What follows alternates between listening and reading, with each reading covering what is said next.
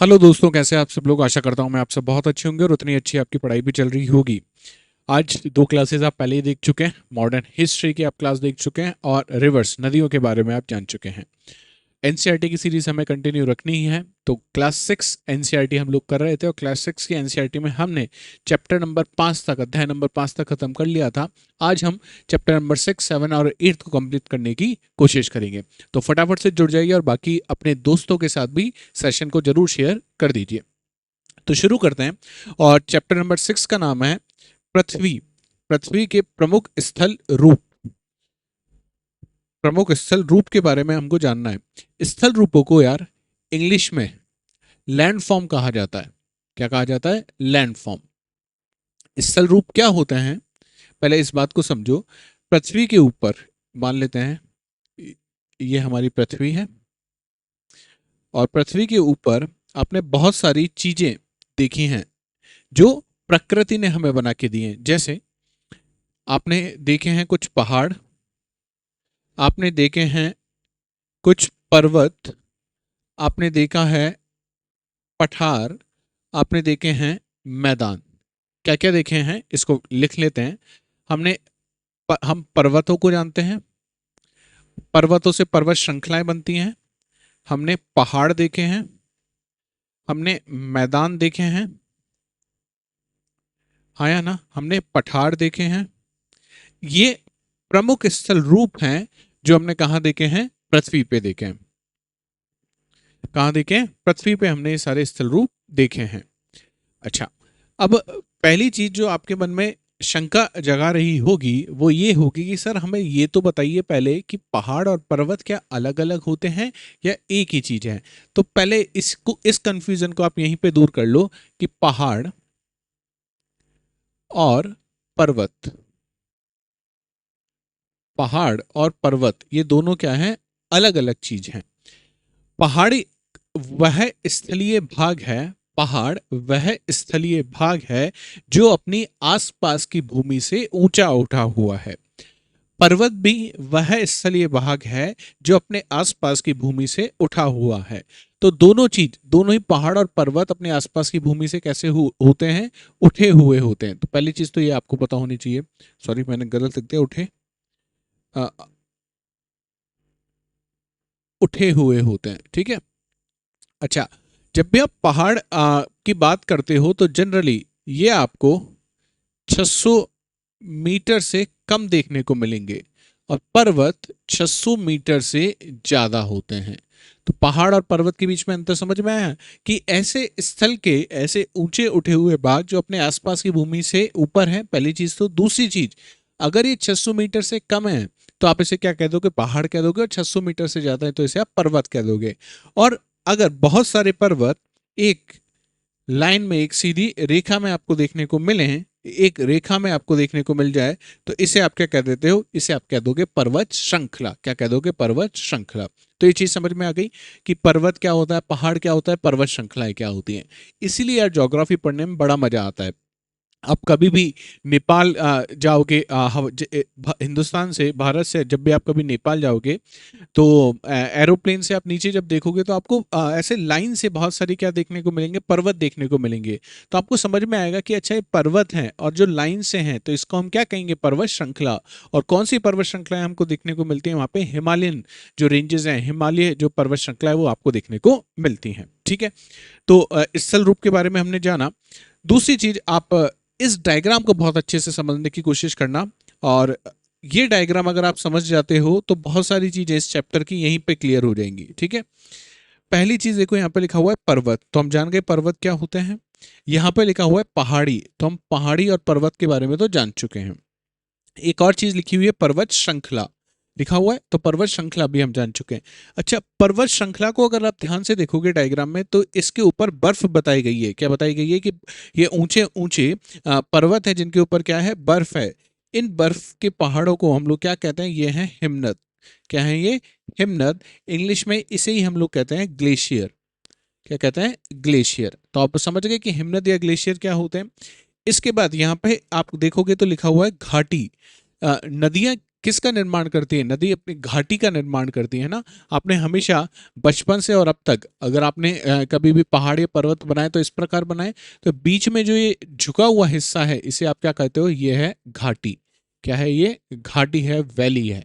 ठीक है, जैसे कश्मीर क्या है? कश्मीर घाटी की हम बात करते हैं। ठीक है, ये किससे कौन निर्मित करता है? ये नदियां निर्मित करती हैं। ठीक है, घाटी की हमने बात कर ली। यहाँ पे एक और शब्द लिखा हुआ है पठार। क्या लिखा हुआ है? पठार। पठार भी ऊंचा उठा हुआ हिस्सा होता है। पहली चीज, अपने आसपास की भूमि से ऊंचा उठा हुआ होगा। लेकिन पर्वत की अगर आप बात करोगे तो पर्वत में आपका जो बेस है, जो इसका आधार है, वो काफी चौड़ा होता है, और जैसे जैसे आप इसकी चोटी पे पहुंचोगे वो कैसी होती जाती है? नुकीली होती जाती है। वहीं पे अगर आप पठार की बात करोगे तो पठार कैसा होता है? एक टेबल टॉप जैसा होता है, एक समतल भूमि है, लेकिन कैसी है? ऊपर उठी हुई है। इस प्रकार की भूमि को हम किस नाम से जानते हैं? पठार के नाम से जानते हैं। ठीक है, इसके अलावा झील। झील पानी का स्रोत है, जल का स्रोत है जो रुका हुआ है। इसमें पानी की आवक तो है लेकिन यहाँ से पानी निकलता नहीं है। ठीक है, रुका हुआ जो पानी है, जो जल है, उसे हम क्या कह देते हैं? झील कह देते हैं। जनरली ये होता है। इसके अलावा आप देखोगे हिमनदों से जब पानी पिघलता है तो किसके रूप में आगे आएगा? नदियों के रूप में आगे आएगा। तो बहुत सारी क्या देखने को मिल रही है आपको? यहाँ पे नदियां देखने को मिल रही हैं।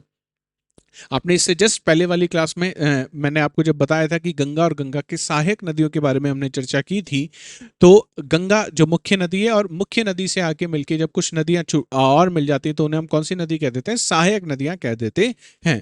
तो यहाँ पे सहायक नदी भी लिखी हुई है। अच्छा, जहां नदियां और सहायक नदी है वहां पे मैदान लिखा हुआ है। तो मैदानों का निर्माण कौन करता है? मैदानों का निर्माण नदियों द्वारा लाया गया अवसाद जो होते हैं उससे किसका निर्माण होता है? मैदानों का निर्माण होता है। और ये जो मैदान होते हैं बहुत ज्यादा उपजाऊ होते हैं, क्योंकि हर साल नए अवसाद आपको यहाँ पे देखने को मिलेंगे। उसके बाद यहाँ पे द्वीप लिखा हुआ है। लिखा हुआ है द्वीप। द्वीप कैसी जगह है? द्वीप एक ऐसा स्थल भाग है जो चारों तरफ से किससे घिरा हुआ है? पानी से घिरा हुआ है, जल से घिरा हुआ है। जैसे अंडोमान निकोबार द्वीप समूह है, चारों तरफ से किससे घिरे हुए हैं? पानी से घिरे हुए हैं। अच्छा, अगर कोई ऐसा स्थान है जो चारों तरफ से नहीं, केवल तीनों तरफ से पानी से घिरा हुआ है, जैसे भारत का दक्षिणतम हिस्सा जो है वो पानी, तीन तरफ से पानी से घिरा हुआ है, उसे हम किस नाम से जानते हैं? उसे हम प्रायद्वीप के नाम से जानते हैं। किसके नाम से जानते हैं? प्रायद्वीप, या इंग्लिश में इसे कहा जाता है पेनिनसुला। इसलिए हम बात करते हैं प्रायद्वीपीय भारत या पेनिनसुलर इंडिया उसे कहा जाता है। ठीक है, अच्छा, यहाँ पे एक और वर्ड लिखा हुआ है स्थल संधि। याद आ रहा है? जल संधि हमने पढ़ा था। अब आप मुझे परिभाषा बताओगे स्थल संधि की। कमेंट सेक्शन में जरूर बताइएगा कि स्थल संधि किसे कहते हैं। ठीक है, इसके अलावा डेल्टा। डेल्टा का निर्माण कहाँ पे होता है? जहां पे नदियां या तो किसी बड़ी नदी से मिले या नदी किसी सागर से मिले, तो वहां पे बनता है नदी का मुहाना। क्या बनता है? नदी का मुहाना। और नदी के मुहाने पे अगर जल शांत है, जल में बहुत ज्यादा हलचल नहीं है, गति नहीं हो रही है, तो वहां पे नदियां क्या बना लेती है? डेल्टा का निर्माण कर लेती हैं। जैसे बहुत ही फेमस डेल्टा है, हमने पढ़ा था लास्ट क्लास में ही, सुंदरबन का डेल्टा। आप कमेंट सेक्शन में बताइएगा कि सुंदरबन का डेल्टा कौन कौन सी नदियों के द्वारा निर्मित होता है। और एक और चीज अभी आप पढ़ के आए हो कि सुंदरबन जो है वो यूनेस्को वर्ल्ड हेरिटेज साइट है। ठीक है, तो ये स्थल रूपों की हमने बात करी। अब एक एक को थोड़ा सा डिटेल में हम देखने की कोशिश करेंगे। यहाँ पे कुछ प्रक्रियाओं के बारे में भी बात की जा रही है। यहाँ पे लिखा हुआ है बाह्य प्रक्रिया, और इससे पहले वाले पेज पे लिखा हुआ था पृथ्वी के अंदर जो प्रक्रिया हो रही है उनको नाम दिया गया था आंतरिक प्रक्रिया। तो दो प्रकार की प्रक्रियाओं के बारे में यहाँ पे बताया गया है। मान लेते हैं ये पृथ्वी का स्थल भाग है, ये पृथ्वी का स्थल भाग है, जिसे हम लोग अभी कह रहे हैं ये है स्थल मंडल। क्या है? स्थल मंडल। इसे ही इंग्लिश में हम लोग क्या कह देते हैं? लिथोस्फीयर। लिथोस्फीयर।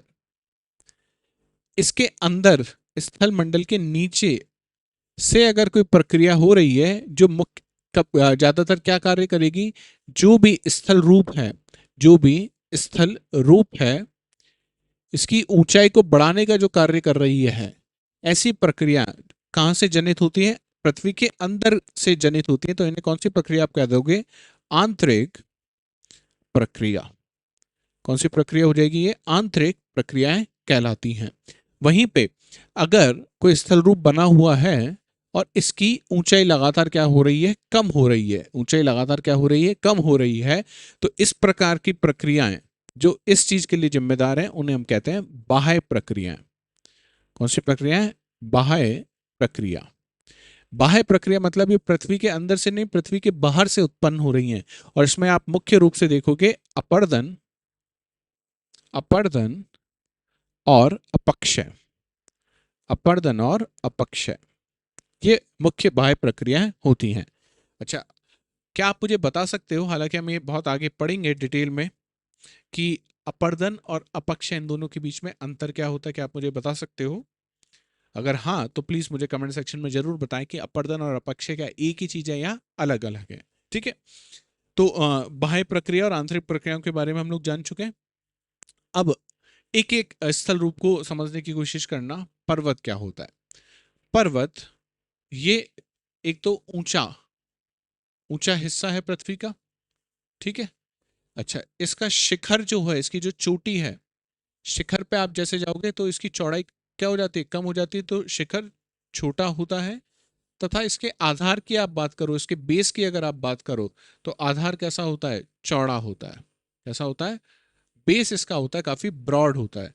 तो अगर आपको पर्वत बनाना है तो इसी तरीके से बनाते हैं आप पर्वत। ये आपका पर्वत बना, तो आप देख रहे हो जो आधार है वो तो काफी चौड़ा है, और शिखर पे जाते जाते चौड़ाई क्या होने लगती है? कम होना शुरू हो जाती है। तो इस प्रकार के स्थल रूप को हम लोग क्या कहते हैं? पर्वत कहा जाता है। अच्छा, अगर इस पर्वत पे अगर इस पर्वत पे क्या जम जाए? बर्फ अगर जम जाए, क्या जम जाए? बर्फ अगर जम जाए, तो इसे आप क्या कह दोगे? यहाँ पे निर्माण हो चुका है किसका? हिमनद का। किसका निर्माण हो चुका है? हिमनद का निर्माण हो चुका है। और ये हिमनद किसके प्रमुख स्रोत होते हैं? ये हिमनद प्रमुख स्रोत होते हैं नदियों के। किसके प्रमुख स्रोत होते हैं? नदियों के प्रमुख स्रोत होते हैं। जैसे अभी हम लास्ट क्लास में हम लोग पढ़े हैं कि गंगोत्री, गंगोत्री। और अब आप मुझे बताना, लास्ट क्लास में आपने पढ़ा है, अगर नहीं पढ़ा है तो जस्ट इससे पहले वाली क्लास हुई है जिसमें मैंने गंगा नदी को एक्सप्लेन किया है। आप मुझे बताइएगा कि गंगोत्री जो हिमनद है उससे कौन सी नदी निकलती है? गंगा मत बताइएगा, है ना। अगर आपने नहीं पढ़ा है तो प्लीज वो क्लास फिर से लीजिएगा, और समझने की कोशिश कीजिएगा कि गंगोत्री नदी, गंगोत्री जो हिमनद है, गंगोत्री जो ग्लेशियर है, उससे कौन सी नदी निकलती है। ठीक है, अच्छा, पर्वत एक रेखा के क्रम में भी व्यवस्थित हो सकते हैं, जिसे क्या कहा जाता है? पर्वत श्रृंखला कहा जाता है। क्या ऐसी कोई पर्वत श्रृंखला है हमारे पास? बिल्कुल है हमारे पास। अगर भारत में आप देखोगे, हमारे प्यारे भारत में, तो आपको क्या देखने को मिलेगी? हिमालय देखने को मिलेगा आपके। भारत में विश्व की सबसे प्राचीनतम पर्वत श्रृंखला देखने को मिलेगी, जिसका नाम क्या है? अरावली। तो ये क्या है? पर्वत श्रृंखलाएं हैं, जहाँ पे आपको बहुत सारे पर्वत एक ही रेखा में आपको देखने को मिलेंगे। ठीक है, अच्छा, पर्वत के इसके अलावा भी हो सकते हैं। बिल्कुल, पर्वत मुख्य रूप से अगर आप देखोगे, पर्वत मुख्य रूप से अगर आप देखोगे तो कितने प्रकार के आपको देखने को मिलेंगे? पर्वत तीन प्रकार के आपको देखने को मिलेंगे। सबसे पहला जो पर्वत है इसे कहा जाता है वलित पर्वत। क्या है ये? वलित पर्वत। दूसरा जो पर्वत है इसे हम कहते हैं भ्रंश, भ्रंश पर्वत, या इसको भ्रंशोत्थ पर्वत भी कह दिया जाता है। और आखिरी में जो आपको पर्वत देखने को मिलेगा वो है ज्वालामुखी पर्वत। कौन सा पर्वत है? ज्वालामुखी पर्वत है। ठीक है, सबसे इजी से सबसे पहले शुरू करते हैं ज्वालामुखी से। तो वह पर्वत जिनका निर्माण किससे हो रहा है? ज्वालामुखी विस्फोटों के कारण जिनका निर्माण हो रहा है उसे आप कौन सा पर्वत कहोगे? ज्वालामुखी पर्वत कहोगे। तो ये मानते हैं आपकी आपका स्थल है। ठीक है, ये ऐसा क्यों बना रहा हूं मैं स्थल, ये आगे आप जाके समझ जाओगे, है ना। प्लेटों से आप समझ जाओगे, और इसके ऊपर आप पाओगे कि यहाँ पे क्या हो रहा है? ज्वालामुखी उद्गार हो रहा है। क्या हो रहा है? ज्वालामुखी उद्गार यहाँ पे हो रहा है। ठीक है, मटेरियल यहाँ से ऊपर आ रहा है, और यहाँ पे क्या हो रहा है? ज्वालामुखी उद्गार हो रहा है। अब ये उठा हुआ हिस्सा है जिसका बेस, जिसका आधार चौड़ा है और जिसका शिखर छोटा है। तो इस प्रकार से जो पर्वतों का निर्माण होता है, कौन से पर्वत बने आपके सामने? ये पर्वत कहलाते हैं ज्वालामुखी, ज्वालामुखी पर्वत, ज्वालामुखी पर्वत। ठीक है, क्या इसका कोई एग्जाम्पल भी है? तो बिल्कुल, आप जापान में देखोगे तो आपको मिलेगा माउंट फ्यूजी। कौन सा पर्वत दिखेगा? माउंट फ्यूजी पर्वत आपको देखने को मिलेगा। इसी प्रकार अफ्रीका का माउंट किलिमंजारो किसका उदाहरण है? ज्वालामुखी पर्वत का उदाहरण है। ठीक है, दूसरे पर्वत पे चलते हैं जिसे वलित पर्वत कहा जाता है। वलित पर्वत को आप इस तरह से समझो कि पर्वत में क्या मिल जाए आपको, वलन मिल जाए। क्या मिल जाए, वलन। वलन मतलब क्या होता है, जैसे पेज है और पेज को आप पास पास लेके आओगे तो उस पर क्या मिलेंगे आपको, फोल्ड मिलना शुरू हो जाएंगे, वलन पड़ना शुरू हो जाते हैं।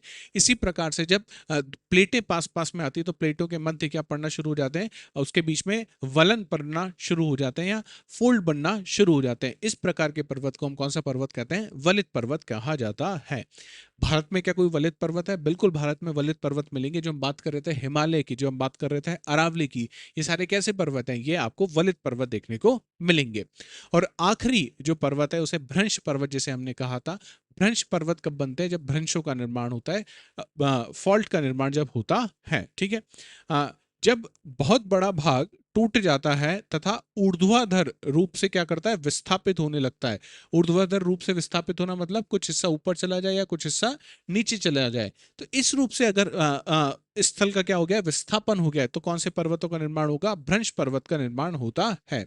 इसमें आप देख रहे हो जो ऊपर उठा हुआ हिस्सा है, ऊपर जो उठा हुआ हिस्सा है, इसे कहा जाता है उत्खंड। क्या कहा जाता है, उत्खंड कहा जाता है।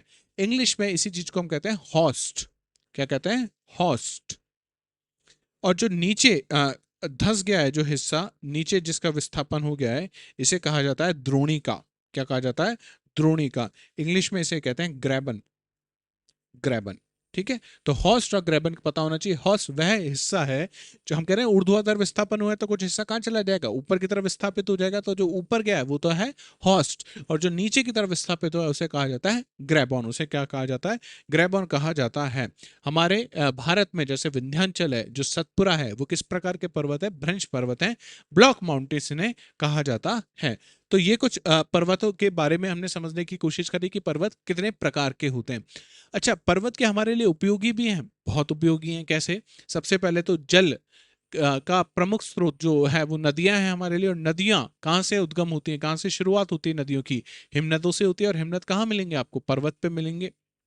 दूसरी चीज, यहाँ पे बहुत ज्यादा आप माइनिंग करते हो, खनिज मिलते हैं आपको पर्वतों में बहुत सारे, ठीक है। इसके अलावा बायोडाइवर्सिटी आपको यहाँ पे बहुत ज्यादा देखने को मिलती है।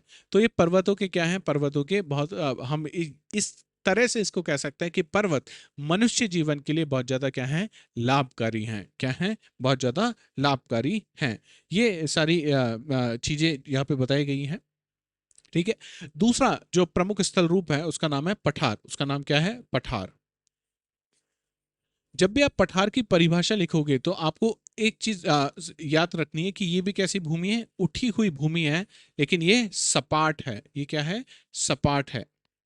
और किस तरीके से सपाट है, जैसे मेज होती है, जैसे आपकी टेबल होती है, उस तरीके से सपाट आपको देखने को मिलेगी। इसलिए इसको कई बार अंग्रेजी भाषा में क्या कह दिया जाता है, टेबल टॉप। क्या कह दिया जाता है इसे, टेबल टॉप। क्यों, क्योंकि जैसे आपकी टेबल होती है, ठीक है, ये टेबल है और ये टेबल का टॉप आपको देखने को मिल रहा है। टेबल का क्या देखने को मिल रहा है, टॉप जो आपको देखने को मिल रहा है एकदम सपाट। इस तरह से जो भूमि है ऊपर उठी हुई, इसे आप क्या कह दोगे, इसे आप कह दोगे पठार कह दोगे, ठीक है। इसके जो ढाल होंगे, इसके जो ढाल होते हैं, जो स्लोप होता है वो बहुत तीव्र होता है। कैसा होता है, बहुत तीव्र होता है, ठीक है। भारत में कुछ नए पठार आपको देखने को मिलेंगे और विश्व में काफी पुराने पठार भी हैं। भारत में भी बहुत पुराना पठार है। अगर आप देखोगे जो दक्कन का पठार है, ये बहुत पुराना पठार है। जब भारत की प्लेट किस तरफ मूव कर रही थी, यूरेशिया की तरफ जब आ रही थी, तब जो पठार बना था उसे हम कौन सा पठार कहते हैं, दक्कन का पठार कहते हैं। उसे दक्कन ट्रैप भी हम लोग आगे कहेंगे। इसी तरीके से कनाडा में कैनेडियन शील्ड आपको देखने को मिलेगी, ठीक है। तो इस प्रकार बहुत सारे पर्वत आपको पठार आपको देखने को मिलेंगे अलग अलग विश्व में। आप कम से कम 5 पठारों के नाम मुझे कमेंट सेक्शन में बताइएगा, ठीक है। अच्छा, पठार उपयोगी हैं या नहीं है, पठार बहुत उपयोगी हैं। क्यों, क्योंकि पठार में खनिजों की प्रचुरता आपको मिलती है। खनिजों की प्रचुरता प्रचुरता आपको देखने को मिलती है। जैसे अगर अफ्रीका की आप बात करोगे तो अफ्रीका के जो पठार है उसमें आपको सोना मिलेगा, उसमें आपको प्लेटिनम मिलेगा। वहीं पे हम बात करें भारत के छोटा नागपुर पठार में आपको कोयला मिलेगा, आपको लोहा मिलेगा। तो पठारों में क्या मिलेंगे आपको, बहुत सारे खनिज आपको देखने को मिलते हैं, ठीक है। इसके अलावा पठारी क्षेत्रों में आपको जलप्रपात देखने को मिलते हैं। क्या देखने को मिलते हैं? जल प्रपात, वाटरफॉल। जैसे स्वर्ण रेखा जो नदी है, स्वर्ण रेखा, ये एक जल प्रपात का निर्माण करती है जिसका नाम है हुंडरू जल प्रपात। कौन सा? हुंडरू। इसी तरीके से कर्नाटक में आपको एक जल प्रपात देखने को मिलेगा जिसका नाम है जौग। जलप्रपात से क्वेश्चन बना था ना, लास्ट ईयर प्रीलिम्स में क्वेश्चन पूछा था जलप्रपात, तो आपको पता होने चाहिए। ठीक है। इसके अलावा पठारों पे जो मिट्टी होती है उसमें भी खनिज की प्रचुरता होती है। जैसे आप देखोगे हमारा जो महाराष्ट्र वाला जो रीजन है वहाँ पे आपको काली मिट्टी आपको देखने को मिलती है, और वहाँ पे किसकी खेती होती है? कॉटन कल्टीवेशन होता है, कपास की वहाँ पे खेती आसानी से हो पाती है। अगली बात करते हैं मैदान। मैदान क्या है? मैदान समतल भूमि है। मैदान समतल भूमि है जो बहुत ज्यादा उठी हुई नहीं होती है, बहुत ज्यादा उठी हुई नहीं होती है। कितनी है? समुद्री तल से केवल 200 मीटर, समुद्री तल से कितना है ये? 200 मीटर होते हैं। मैदानों का निर्माण कौन करता है? मैदानों का निर्माण करती हैं नदियां। क्या कौन करता है? सॉरी, नदियां मैदानों का निर्माण करती हैं। अच्छा, मैदानों का निर्माण होता कैसा होगा? ये पहाड़ है, पहाड़ से जब नदी नीचे आ रही है तो अपने साथ बहुत सारे क्या लेके आ रही है? अवसाद लेके आ रही है। इतनी दूर तक जब ये गति करते हैं तो अवसाद छोटे छोटे हिस्सों में टूट जाते हैं, और टूटने के बाद हमें क्या देते हैं? मैदान। मैदान में छोटी क्या मिलेगी आपको? मिट्टी मिलेगी, सॉइल मिलेगी, मृदा मिलेगी। उन मृदा का निर्माण किससे होता है? इस चट्टानों से होता है। ये चट्टानें जब अपक्षित होती हैं, अपर्दित होती हैं, तो हमें क्या देती हैं? बहुत सारे अवसाद देती हैं, और उन अवसादों से नदियां किसका निर्माण करती हैं? मैदानों का निर्माण करती हैं। मैदान बहुत अधिक क्या होते हैं? उपजाऊ होते हैं। क्या होते हैं? उपजाऊ होते हैं। बहुत इंपॉर्टेंट है। इसलिए आप देखोगे ज्यादातर लोग कहाँ रहते हैं? मैदानों में रहते हैं। आप भारत में भी अगर पॉपुलेशन डेंसिटी की हम बात करेंगे तो सबसे ज्यादा पॉपुलेशन डेंसिटी कहाँ देखने को मिलेगी? मैदानों में। क्यों? क्योंकि यहाँ पे जीवन बहुत सरल होता है। आपने कुछ भी खेती अगर आपको करनी है तो बहुत आसानी से आप किस हिस्से पे कर सकते हो? ना तो पहाड़ पे होगी, ना पठार पे होगी, मैदान पे बहुत आसानी से क्या हो जाती है? खेती हो जाती है। आपको परिवहन के साधन स्थापित करने हैं तो परिवहन के साधन कहाँ आसानी से? रेलवे लाइन आपको बिछानी है या रोड ट्रांसपोर्टेशन आपको करना है तो बहुत आसानी से कहाँ पे हो जाता है? ये मैदानों में हो जाता है। एशिया में स्थित भारत में गंगा एवं ब्रह्मपुत्र का मैदान तथा चीन में यांगसे नदी के मैदान इसके प्रमुख उदाहरण है। ठीक है। और मनुष्यों के लिए सबसे ज्यादा उपयोगी भी कौन होता है? मैदान होते हैं। यहाँ पे कौन सी मिट्टी होती है? उपजाऊ मिट्टी होती है। नेक्स्ट है स्थल रूप एवं लोग। जैसे अभी हम बात कर रहे थे कि मैदानों में पॉपुलेशन डेंसिटी ज्यादा होती है पहाड़ों और पठारों की तुलना में, तो वही बातें लिखी हुई है कि मैदानी क्षेत्रों का जीवन पर्वतीय क्षेत्रों की तुलना में काफी सरल होता है। यहाँ पे फसल उगाना, घर बनाना, सड़क बनाना बहुत ज्यादा आसान होता है। ठीक है। लेकिन हम क्या करते हैं? चीजें बदल रहे हैं हम लोग, और जब चीजें बदलते हैं तो उससे आपदाएं आती हैं। कुछ आपदाएं मनुष्य जनित होती हैं और कुछ आपदाएं प्राकृतिक होती हैं। प्राकृतिक आपदाएं जैसे ज्वालामुखी है, जैसे भूकंप है, टेक्टोनिक प्लेट से अगर ये आ रहे हैं तो एक ऐसी आपदा हुई, ये हुई प्राकृतिक आपदा। लेकिन जब हम प्रदूषण कर देते हैं तो ये कैसी आपदा है? यह है मनुष्य जनित आपदा। कैसी आपदा है? मनुष्य जनित आपदा है। तो हम जो आसपास की भूमि है इसका क्या कर रहे हैं? गलत तरीके से उपयोग कर रहे हैं। उन्हें जलाशयों को हम लोग क्या कर रहे हैं? गंदा कर रहे हैं। तो इससे हमको क्या करना चाहिए? बचना चाहिए। इससे हमें बचना चाहिए। ठीक है। तो ये था आपका चैप्टर नंबर 6। नेक्स्ट चैप्टर पे हम लोग चलते हैं, चैप्टर नंबर 7। चैप्टर नंबर 7 का नाम क्या है? हमारा देश। और हमारे देश का नाम क्या है? प्यारा भारत। क्या नाम है हमारे देश का? भारत, इंडिया।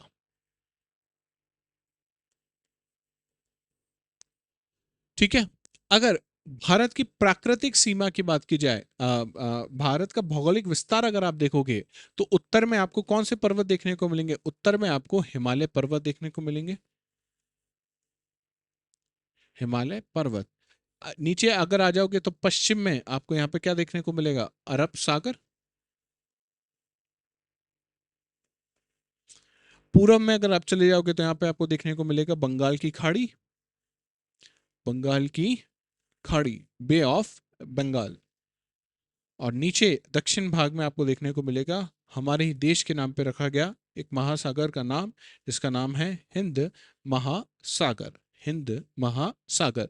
तो ये भारत का भौगोलिक विस्तार। अगर आपसे पूछ ले कि भाई ज्योग्राफिकल बाउंड्री आप बताओ, पॉलिटिकल नहीं, ज्योग्राफिकल बताओ, तो उत्तर में हिमालय, पश्चिम में अगर अपन बात करें तो अरब सागर, पूर्व में अपन बात करें तो बंगाल की खाड़ी, और दक्षिण में अगर अपन बात करें तो हिंद महासागर हमको देखने को मिलता है। ठीक है, भारत के क्षेत्रफल की अगर अपन बात करें तो कितना आपको देखने को मिलेगा, 32.8 लाख, 32.8 लाख किलोमीटर स्क्वायर, ये भारत का क्षेत्रफल है। ठीक है, अगर उत्तरी बिंदु से दक्षिणतम बिंदु तक अगर आप आते हो तो उत्तर में अभी तो जैसे लद्दाख है हमारा, तो यहाँ से उत्तर बिंदु से दक्षिण तक आप कन्याकुमारी तक जाते हो तो ये जो दूरी है भारत की कितनी है, 3200 किलोमीटर है। कितनी है, 3200 किलोमीटर है। और इधर अगर आप गुजरात से लेके कहाँ चले जाते हो, अरुणाचल प्रदेश तक चले जाते हो, अरुणाचल, तो ये जो दूरी आपको देखने को मिलेगी कितनी है, करीब 2900 किलोमीटर के आसपास आपको देखने को मिलेगी। ठीक है, हम सब भारत में के निवासी हैं। भारत में हमारे अलावा और कितने लोग हैं, करीब 140 करोड़ लोग और हैं। ठीक है, तो भारत विश्व में सबसे बड़ी जनसंख्या वाला देश है, ये बात भी आपको पता होना चाहिए। ठीक है, और अगर बात करें एरिया वाइज, क्षेत्रफल की दृष्टि से भारत विश्व का 7वें नंबर का सबसे बड़ा देश है। ठीक है, अगर आपसे पूछा जाए कि भारत ग्लोब में आपको कहां देखने को मिलेगा, कौन से गोलार्ध में आपको देखने को मिलेगा, तो हमें पता है भारत भूमध्य रेखा के ऊपर देखने को मिलेगा। ये हमें कैसे पता लगा, भारत से कौन सी रेखा गुजरती है, भारत से गुजरती है कर्क रेखा। कौन सी रेखा, कर्क रेखा। और कर्क रेखा कौन से गोलार्ध में है, कर्क रेखा है उत्तरी गोलार्ध में। तो भारत उत्तरी गोलार्ध में स्थित है। पहली बात तो ये पता होना चाहिए कि भारत कहां पर स्थित है, उत्तरी उत्तरी गोलार्ध में स्थित है। अच्छा, अगर बात की जाए पूर्व या पश्चिम की, तो भारत कौन से गोलार्ध में स्थित है, तो भारत पूर्वी गोलार्ध में स्थित है, पूर्वी गोलार्ध में स्थित है। ठीक है, भारत की अगर बात करें तो कौन सी रेखा गुजर रही है हमारे यहाँ, कर्क रेखा। कर्क रेखा मतलब 23.5 डिग्री उत्तर वाली जो रेखा है वो भारत से गुजर रही है। अगर मुख्य भूमि की हम बात करें, भारत की मुख्य भूमि का मतलब होता है, इसमें हम द्वीप समूह अभी कंसीडर नहीं कर रहे हैं। तो इसका जो विस्तार है, अक्षांश विस्तार आप देखोगे तो 8 डिग्री 4 मिनट उत्तर से लेके 37 डिग्री और 6 मिनट तक। कहां से कहां तक है, ये जो बिंदु आपको देखने को मिल रहे हैं, मैं दूसरे पेन से लिख देता हूं। दक्षिण में आपको देखने को मिलेगा 8 डिग्री 4 मिनट, और ये आपको देखने को मिलेगा 37 डिग्री 6 मिनट, 6 मिनट। और अगर पूर्व से पश्चिम वाला देखोगे तो 68 7 और 97 25, 97 25। इसके बीच में आपको क्या देखने को मिलेगा, भारत देखने को मिलता है। क्या देखने को मिलता है, भारत देखने को मिलता है। ठीक है, भारत ये सारी बातें हमने करी ली थी कि समय का निर्धारण कैसे होता है। भारत का समय निर्धारण कौन सा देशांतर करता है, तो ये करता है 82.5 डिग्री। कितना, 82.5 डिग्री जो है पूर्वी जो देशांतर है वो भारत का समय का निर्धारण करता है। याद करो, हमने ये लिखा था भारतीय मानक समय बराबर क्या होता है, ग्रीनविच, मध्याह्न पे जो समय हो रहा होगा उसमें क्या करना होगा, हमें 5.5 जोड़ना होगा। तो इस 5.5 किसकी वजह से आया है, इस 82.5 की वजह से आया है। और ये प्लस ये जो हम जोड़ रहे हैं ये किसकी वजह से आया है, क्योंकि हम पूर्व में स्थित हैं। 5.5 ही क्यों आया, तो आप देख लो, हमें पता है कि 1 डिग्री के लिए कितना चाहिए, 4 मिनट। और बात करें कि 1 घंटे में 1 आवर कितना पृथ्वी चल लेती है, तो पृथ्वी चल लेती है 15 डिग्री। तो आप अगर 82.5 से कैलकुलेट करोगे तो कितना समय आ जाएगा, 5.5 घंटे आगे हम लोग किससे मिलते हैं, जो ग्रीनविच रेखा पे समय होगा उससे 5.5 घंटे आगे का समय भारत का निर्धारित किया गया है। और किस लिए निर्धारित किया है, कौन से देशांतर निर्धारित करता है, ये 82.5 डिग्री का जो देशांतर है, जो उत्तर प्रदेश के मिर्जापुर के पास नैनी जंक्शन में मिलता है, नैनी जंक्शन से ही होके गुजरता है। अब बात कर लेते हैं भारत का जो पड़ोसी देश है, कौन कौन से पड़ोसी देश हमको भारत पे के देखने को मिलेंगे। कुछ दिनों का मेहमान और जो है पाकिस्तान, ऑपरेशन सिंदूर में इसे पता लग गया होगा कि कुछ दिनों का मेहमान ही है, अगर इस तरह की हरकत करेगा तो। हमारी सीमा, छोटी सी सीमा किससे भी लगती है, अफगानिस्तान से भी लगती है। ठीक है, हमारी सीमा लगती है तिब्बत से। तिब्बत पे किसने ऑक्यूपेशन किया हुआ है, चीन ने। तिब्बत हमको बोलना है ना, और तिब्बत को इलीगली ऑक्यूपाई किया हुआ है ना, किसने? चीन ने। उसके बाद आपको देखने को मिलेगा नेपाल, उसके बाद भूटान, बांग्लादेश। बांग्लादेश के बाद भारत की सीमा लगती है, हमारे जो उत्तर पूर्वी राज्य हैं उनकी सीमा किससे लगती है? म्यांमार से आपको देखने को मिलेगी। तो ये हैं भारत के कुछ पड़ोसी देश। इसके अलावा आप हमारे जो जलीय पड़ोसी देश हैं वो आपको श्रीलंका देखने को मिलेगा, और यहाँ पे स्थित है मालदीव। क्या स्थित है? मालदीव। तो ये भारत के क्या है? पड़ोसी देश हैं। भारत के क्या है? पड़ोसी देश हैं। तो आप मुझे कैलकुलेट करके बता सकते हो कि भारत की जो स्थलीय सीमा है वो किन किन देशों से लगती है? उनके नाम लिख के बताइएगा, और ये भी मुझे बताना कि कितने देश हैं। और अगर आपको ये पता है कि सबसे बड़ी सीमा किसके साथ लगती है और सबसे छोटी सीमा किसके साथ है, तो प्लीज मुझे कमेंट सेक्शन में बताइएगा। ये भारत का राजनीतिक नक्शा है। कैसा नक्शा है? राजनीतिक। तो इसमें भारत की पॉलिटिकल बाउंड्री आपको देखने को मिल रही होगी। क्या आप मुझे बता सकते हैं कि भारत में कितने राज्य हैं और भारत में कितने केंद्र केंद्र शासित प्रदेश हैं? कितने राज्य हैं भारत में और कितने केंद्र शासित प्रदेश हैं? गूगल करके मुझे बताइएगा अगर नहीं पता है तो, और पता है तो बिना गूगल बाबा की मदद लिए आप मुझे बता सकते हैं।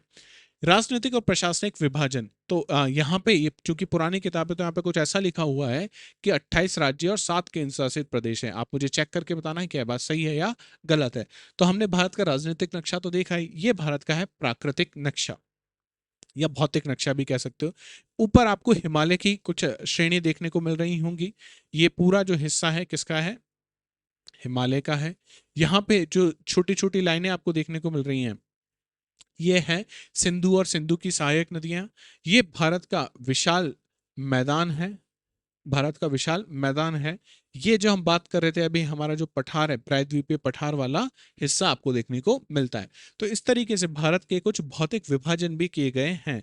ये भारत के द्वीप समूह है। इधर अंडमान निकोबार आपको देखने को मिलेगा और यहाँ पे लक्षद्वीप आपको देखने को मिलेगा। तो ये जो भौतिक विभाजन है इसके लिए आपको कौन सा नक्शा चाहिए? प्राकृतिक नक्शा चाहिए। बहुत छोटा सा इंट्रोडक्शन ले लेते हैं एक बार कि भारत का जो भौतिक विभाजन है उसमें क्या क्या हम लोग पढ़ने वाले हैं, क्या क्या पढ़ने वाले हैं। तो भौतिक विभाजन की हम लोग बात करें तो सबसे पहले आपको देखने को मिलेगा उत्तर में क्या है? हिमालय। क्या है? हिमालय। हिम प्लस आलय, हिम प्लस आलय इससे बना है हिमालय। तो हिम प्लस आलय, हिम का मतलब होता है बर्फ, आलय का मतलब होता है घर। तो बर्फ का जो घर है उसका नाम क्या है? हिमालय है। उसका नाम क्या है? हिमालय। हिमालय पर्वतमाला, हिमालय पर्वत को 3 प्रमुख समानांतर श्रृंखलाओं में बांटा जाता है। कितनी समानांतर श्रृंखलाएं हैं? मुख्य रूप से 3 समानांतर श्रृंखलाएं आपको देखने को मिलेंगी। जो सबसे उत्तर में आपको देखने को मिलती है इसे कहा जाता है वृहत हिमालय। क्या कहते हैं इसे? इसे कहा जाता है वृहत हिमालय। ठीक है। सबसे उत्तर में जो है इसे हिमाद्री भी हम लोग कह देते हैं। क्या है ये? हिमाद्री। बर्फ जमी रहती है इसलिए हिमाद्री इसको कह दिया। इसे नीचे जब आप आओगे, सबसे नीचे अब जब आप आओगे बीच में, तो इसे कह दिया जाता है मध्य हिमालय। मध्य हिमालय। या इसे हम लोग एक और नाम से जानते हैं, हिमाचल। हिमाचल हिमालय। और एकदम दक्षिण में अगर आप आ जाओगे तो सबसे जो छोटा, सबसे ऊंचाई में सबसे कम जो है उसे कहा जाता है शिवालिक। उसे क्या कहा जाता है? शिवालिक कहा जाता है। तो 3 श्रृंखलाएं, सबसे उत्तर में वृहत हिमालय, हिमाद्री, उसके बाद मध्य हिमालय या हिमाचल, और तीसरा है शिवालिक। तीसरा है शिवालिक।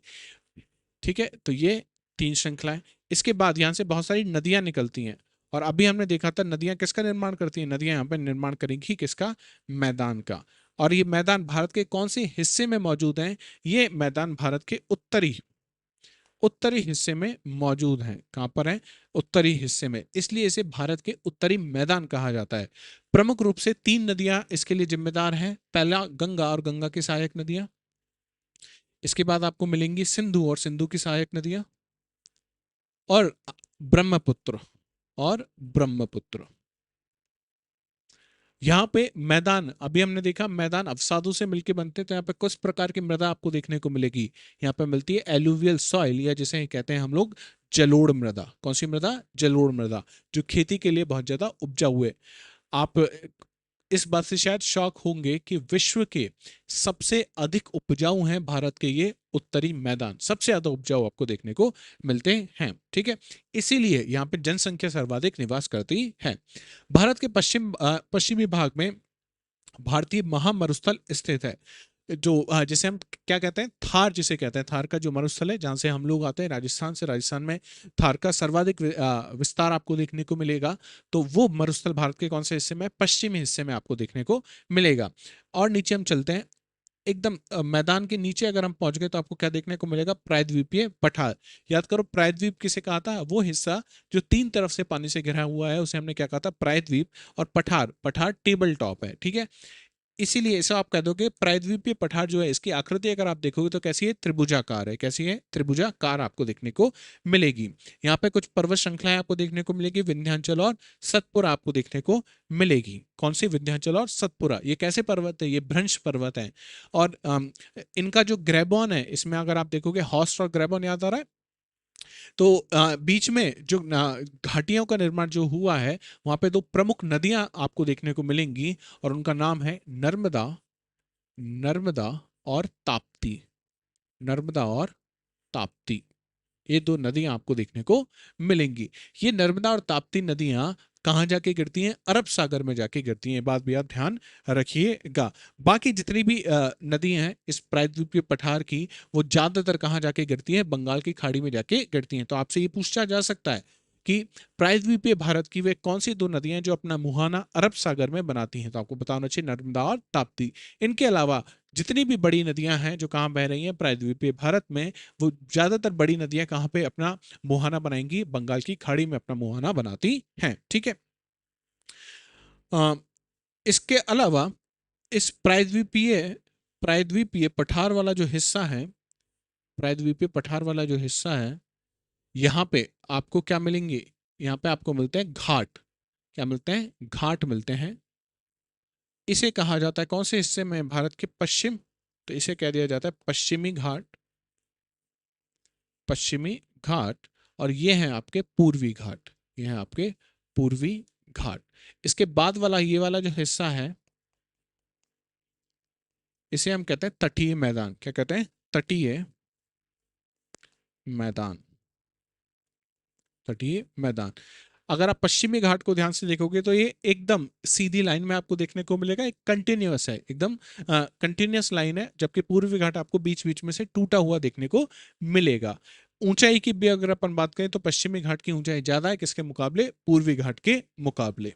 ठीक है, ओके। यहाँ पर पूर्व जैसे कुछ नदियां आपको मिलेंगी, महानदी, गोदावरी, कृष्णा, कावेरी, जो कहाँ जाके गिरती है, बंगाल की खाड़ी में गिरती हैं।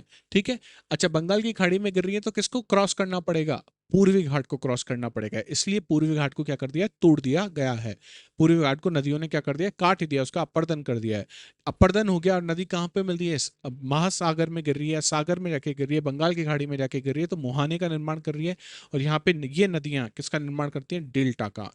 किसका निर्माण करती हैं, यहाँ पे डेल्टा का निर्माण होता है। ठीक है, ये आपको पता होना चाहिए। भारत में दो द्वीप समूह जिसकी हमने बात करी थी, पहला कौन सा है, लक्षद्वीप द्वीप समूह है, और दूसरा अंडमान एवं निकोबार द्वीप समूह है। ठीक है, जो लक्षद्वीप है ये कोरल से बना है, प्रवाल भित्तियों से बना हुआ है। आप देखोगे कैल्शियम कार्बोनेट की यहाँ पे बहुत प्रचुरता आपको देखने को मिलेगी। वहीं पे जो अंडमान निकोबार है, आप जो हिमालय हम लोग देख रहे थे उत्तर में, ये हिमालय का एक्सटेंशन है। हिमालय भारत से चलता पहुंचते पहुंचते कहाँ पहुंचता है, असम वाले हिस्से में पहुंचता है भारत के में, और असम में से घूम जाता है ये, तो नंगा पर्वत से लेके नमचा पर्वत तक। और उसके बाद जब ये घूमता है हिमालय, आगे इसका एक्सटेंशन आपको कहाँ पे देखने को मिलेगा, म्यांमार में, जिसमें जहाँ पे इसे कहा जाता है अराकन योमा की पहाड़ियाँ। और इसी का एक्सटेंशन जब आप आगे देखोगे तो बहुत छोटा, आप ऊंचाई बहुत कम हो गई है, तो उससे क्या कौन से द्वीप समूह बने हैं, हमारे अंडमान एवं निकोबार द्वीप समूह बने हैं। तो ये था आपका चैप्टर नंबर, जिसका नाम था हमारा प्यारा भारत। हमारे देश के बारे में हमने जाना। हमारे देश में कुछ वनस्पति मिलती है, कुछ जलवायु मिलती है, कुछ जीव जानवर मिलते हैं, उनके बारे में भी एक बार बात कर लेते हैं। बहुत छोटा सा चैप्टर है, ज्यादा समय नहीं लगेगा। ठीक है, पहली चीज तो आपको दो शब्दों के बीच में अंतर पता होना चाहिए। एक तो है मौसम, दूसरा है जलवायु। दूसरा है जलवायु। मौसम मौसम जो होता है ये दिन में या हो सकता है हर घंटे में क्या हो जाए, बदल जाए। हम कहते हैं ना मौसम की तरह बदल तो ना जाओगे। तो जो चीजें बहुत तेजी से बदल जाती है उसे हम क्या कह देते हैं, मौसम कह देते हैं। तो फिर जलवायु क्या हुआ, जलवायु जब हम मौसम का एवरेज लेंगे, और कितने सालों का, करीब 30-35 सालों का जब एवरेज लेते हैं किसके, मौसम का, तब हम क्या पता लगा पाते हैं, उस क्षेत्र की जलवायु का पता लगा पाते हैं। तो मौसम बहुत छोटी चीज है, जलवायु बहुत बड़ी चीज है। भारत में हमको किसकी बात करनी है, जलवायु की बात करनी है, जलवायु की बात करनी है। अच्छा, मौसम से आप देखोगे हमारे यहाँ पे ऋतुओं का निर्माण होता है। किसका निर्माण होता है, भारत में बहुत सारी ऋतुएं आपको देखने को मिलेंगी, और ये बहुत खास बात है भारत के लिए ना। आप बाकी किसी देश में चले जाओगे तो सब देशों में ये सारी ऋतुएं आपको देखने को नहीं मिलेंगी। कुछ देश ऐसे हैं जहाँ पे हमेशा सर्दी मिलेगी, कुछ देश ऐसे हैं जहाँ पे हमेशा गर्मी मिलेगी। तो हमें भगवान का शुक्रिया देना चाहिए कि हमें भारत में पैदा किया गया, ताकि हम हर चीज देख सकें। ये हमारा जो देश है ना केवल कल्चरली बहुत डाइवर्स है, बल्कि अगर आप देखोगे ज्योग्राफिकली, भौगोलिक दृष्टि से भी बहुत डाइवर्स नेशन है हमारा भारत। तो ऋतुएं अगर आप देखोगे तो भारत में 4 प्रमुख ऋतु आपको देखने को मिलेगी। पहली है शीत ऋतु, दूसरी है प्रमुख ऋतु जिसमें है ग्रीष्म ऋतु, जिसमें अभी हम हैं। इसके अलावा आपको देखने को मिलेगी वर्षा,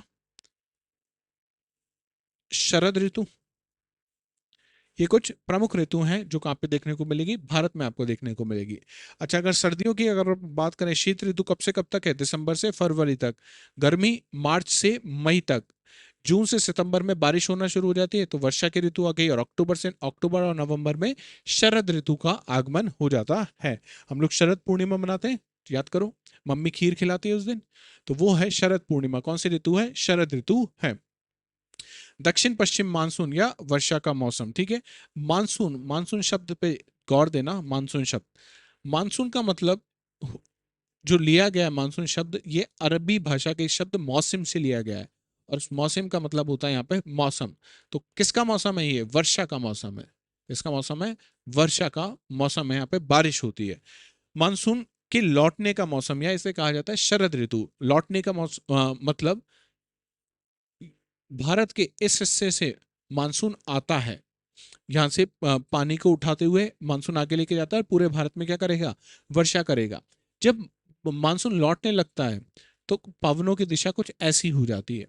इसका मतलब मानसून अब क्या हो गया, लौटना शुरू हो गया। तो इस समय कौन सी ऋतु आपको देखने को मिलेगी, शरद ऋतु आपको देखने को मिलेगी।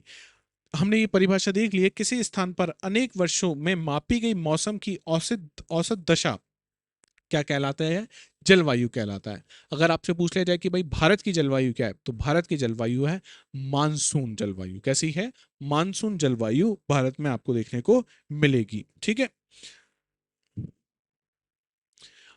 किसी स्थान की जलवायु उसकी स्थिति, उसकी ऊंचाई और समुद्र की दूरी तथा उच्चावच पर निर्भर करती है।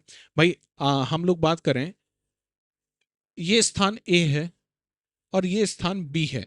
अब आपसे पूछ लिया जाए कि यार ज्यादा बारिश कहाँ पे होगी, तो अब ऑब्वियस आप बता सकते हो कि साहब बी स्थान पे ज्यादा बारिश होगी और ए स्थान पे कम बारिश होगी। कैसे पता लगा लिया, समुद्र के पास में कौन है, बी, और समुद्र से दूर कौन है, ए। कहाँ पे ज्यादा गर्मी मिलेगी, ए पे ज्यादा गर्मी होगी और बी पे कम गर्मी होगी। तो ये जो जलवायु है या जो मौसम है, ठीक है, इसका निर्धारण आप कैसे कर सकते हो, उसकी स्थिति क्या है, उसकी ऊंचाई क्या है, समुद्र से दूरी कितनी है, और उच्चावच उसका क्या है, उच्चावच उसका क्या है, ठीक है। इन्हीं के आधार पे भारत में अगर पूछ लिया जाए कि भारत में सबसे ज्यादा बारिश कहाँ पे होती है, तो मेघालय में। मेघालय में एक जगह है मौसिन राम। क्या है, मौसिन राम, इसको याद रखना। मेघालय में कौन सी जगह है, मौसिन राम। आपने एक नाम और सुना होगा, चेरापूंजी। मौसिन राम, चेरापूंजी, चेरापूंजी नीचे रह जाता है, मौसिन राम थोड़ा ऊपर है। तो यहाँ पे विश्व में सबसे ज्यादा अधिक औसत वर्षा होती है कहाँ पे, मौसिन राम। और ये कहाँ पर स्थित है, मेघालय में। बहुत खूबसूरत जगह है, आपको जब भी समय मिले तो आप जरूर घूमने जाइएगा। कहाँ पे, मेघालय में। हमारे यहाँ पे बारिश हो रही है, बारिश हो रही है तो वनस्पति जनरेट बनेगी। तो प्राकृतिक वनस्पति की दृष्टि से भी भारत काफी अच्छा देश है। बहुत सारी प्राकृतिक वनस्पति आपको देखने को मिलेगी। नाम है प्राकृतिक वनस्पति। ऐसी वनस्पति जो प्रकृति ने हमें उगा के दी है, हम लोग क्या नहीं कर रहे हैं, उसको नहीं उगा रहे हैं। इसका मतलब हमारे घर के आगे जो गार्डन लगा हुआ है, ठीक है, जो आपने आपकी दादाजी ने, आपकी माताजी ने जो गार्डन लगाया हुआ है, वो प्राकृतिक वनस्पति का हिस्सा नहीं होता। ये बात आप ध्यान रखिएगा, ठीक है।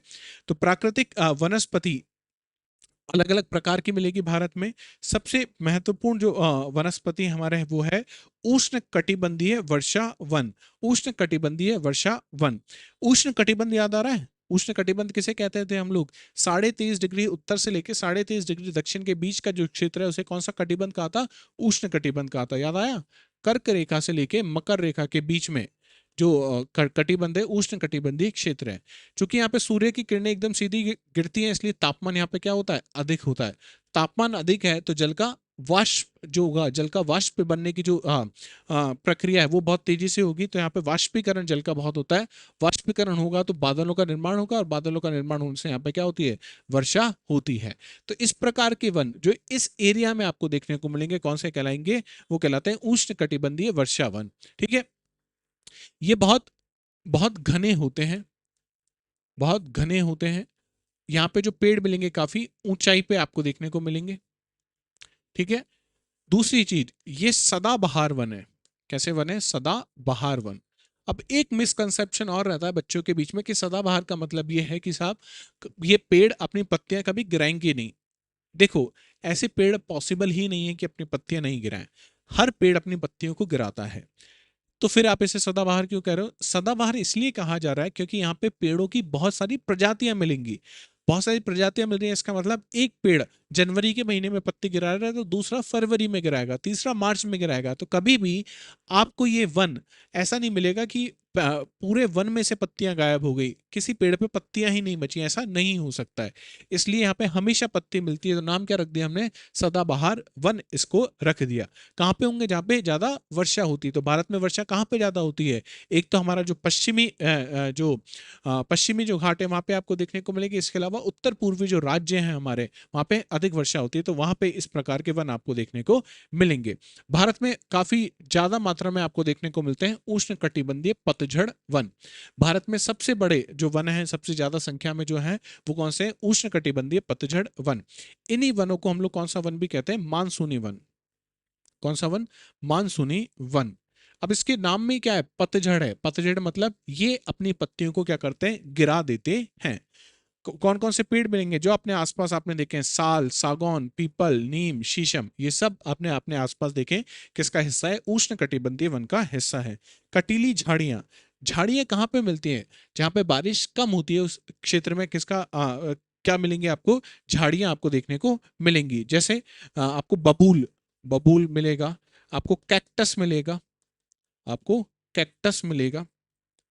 कहाँ मिलेगा? आपको राजस्थान में मिलेगा, हरियाणा में मिलेगा, पंजाब का कुछ हिस्सा है, गुजरात में का कुछ हिस्सा है। वहां पे आपको कौन सी वनस्पति मिलती है? आपको कटीली झाड़ियों जैसी वनस्पति मिलती है। पर्वतीय वनस्पति, नाम से पता लग रहा है कहाँ मिलेगा? पर्वत पे मिलेगा। पर्वत भारत में कहाँ कहाँ पे है?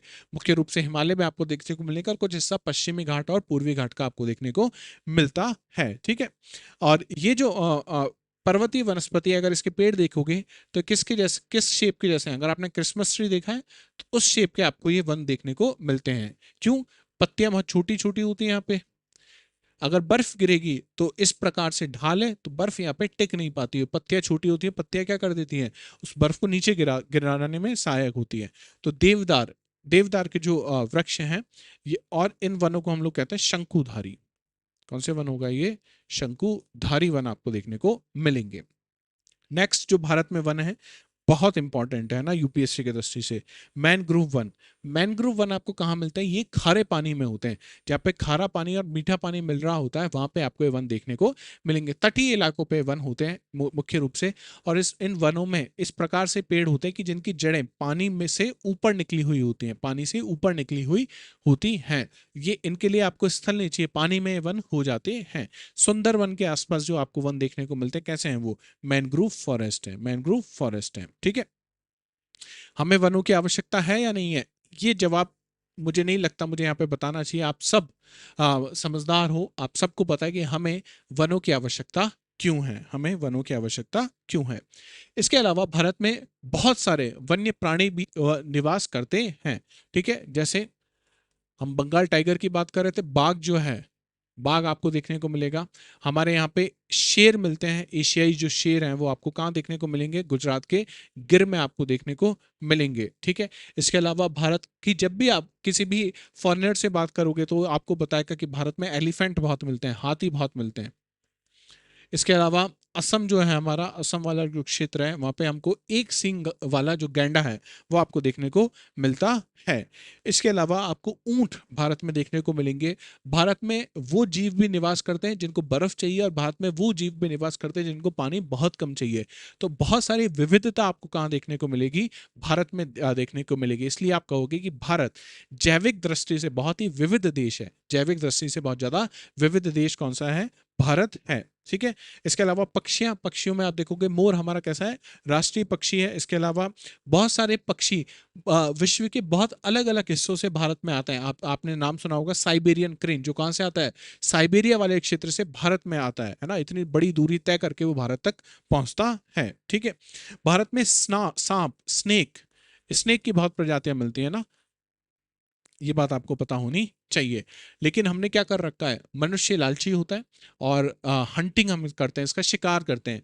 अब शिकार से बचाएगा कौन, सरकार बचाएगी। तो सरकार ने बहुत सारे इलाकों में क्या बना दिया है, जैसे नेशनल पार्क, राष्ट्रीय उद्यान बना दिए हैं, वाइल्ड लाइफ सेंचुरी बना दिए हैं, बायोस्फीयर रिजर्व बना दिए, जिससे आप क्या नहीं कर सको, इनका शिकार नहीं कर सको, शिकार नहीं कर सको, ठीक है। ये बात आपको पता होनी चाहिए।